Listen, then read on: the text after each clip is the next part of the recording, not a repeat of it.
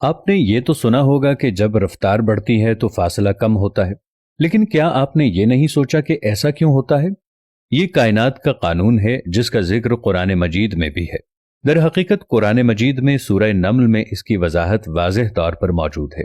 سلیمان علیہ السلام جو اپنے وقت کے سب سے بڑے بادشاہ تھے، انہوں نے ایک بار اپنے خادموں سے پوچھا کہ ملکہ بلقیس کے یہاں آنے سے پہلے اس کا تخت کون لے کر آئے گا؟ ایک جن عفریت تھا جسے جنوں کی نسل میں سب سے زیادہ طاقتور کہا جاتا ہے۔ اس نے کہا، میں اسے آپ کی محفل ختم کرنے سے پہلے لے آؤں گا۔ پھر سلیمان علیہ السلام نے پوچھا کہ اس سے تیز رفتار کون لا سکتا ہے؟ ایک آدمی نے جواب دیا، میں اسے آپ کی آنکھ جھپکنے سے پہلے لے آؤں گا۔ پھر وہ آدمی لے آیا۔ اللہ تعالیٰ نے قرآن مجید میں اس شخص کے بارے میں سورہ نمل میں فرمایا، در حقیقت ہم نے اس شخص کو ایک خاص علم سے نوازا۔ سلیمان علیہ السلام اور ملکہ بلقیس کے درمیان فاصلہ بہت زیادہ تھا، لیکن وہ شخص صرف 1 سیکنڈ کے حصے میں تخت لے آیا۔ جب ملکہ نے وہاں پہنچ کر اپنا تخت دیکھا تو اس نے اللہ کی وحدانیت اور سلیمان علیہ السلام کو اللہ کا نبی مان لیا۔ یہ فارمولہ یعنی زیادہ رفتار کم فاصلہ 1400 سال پہلے قرآن میں نازل ہوا تھا۔ اللہ تعالیٰ نے سورہ رحمان میں فرمایا کہ تم اپنے رب کی کون کون سی نعمتوں کو جھٹلاؤ گے۔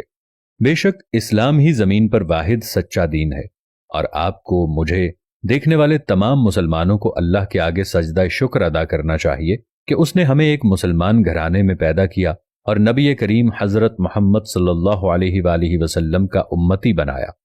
دنیا کے خوش قسمت ترین لوگ ہیں وہ جو حضور پاک صلی اللہ علیہ وآلہ وسلم جیسی ہستی کے امتی ہیں۔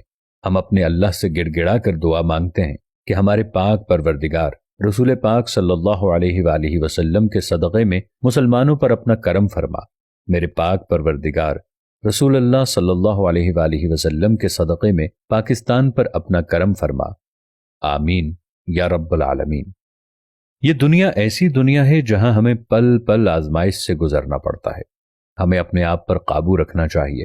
جب ہمارے اوپر کسی بھی قسم کی آزمائش آ رہی ہو تو ہم نے اس وقت بھی اللہ کے توکل کا دامن ہاتھ سے نہیں چھوڑنا، کیونکہ اللہ کی آزمائش جب تک پوری نہیں ہوتی آپ کے پلے کچھ نہیں آنے والا۔ اگر آپ اللہ کی آزمائش میں کامیاب ہو گئے تو سلیمان علیہ السلام کی طرح ہر چیز واپس آ سکتی ہے، آپ کی عزت، دولت، شہرت۔ لیکن ہمیں اپنے مشکل وقت میں اللہ پر توکل رکھ کر اللہ تعالیٰ کے ساتھ پورے یقین کامل کے ساتھ کھڑا ہونا چاہیے۔ عمر بن خطاب رضی اللہ عنہ سے روایت ہے کہ رسول اللہ صلی اللہ علیہ وآلہ وسلم نے فرمایا، اگر تم اللہ پر ویسے بھروسہ کرو جیسا کہ بھروسہ کرنے کا حق ہے تو تمہیں ایسے رزق دیا جائے گا جیسے پرندوں کو رزق دیا جاتا ہے۔ وہ صبح خالی پیٹ نکلتے ہیں اور شام کو آسودہ حال واپس آتے ہیں۔ اس حدیث میں اس بات کی طرف رہنمائی ہے کہ ہم اپنے تمام امور میں اللہ تعالیٰ پر توکل کریں۔ توکل کی حقیقت یہ ہے کہ دینی و دنیاوی مصالح کے حصول اور نقصان دہ اشیاء کے دفعے میں اللہ پر بھروسہ کیا جائے۔ اللہ سے دعا ہے اللہ ہمیں عین صراط مستقیم پر چلنے کی توفیق عطا فرمائے، آمین۔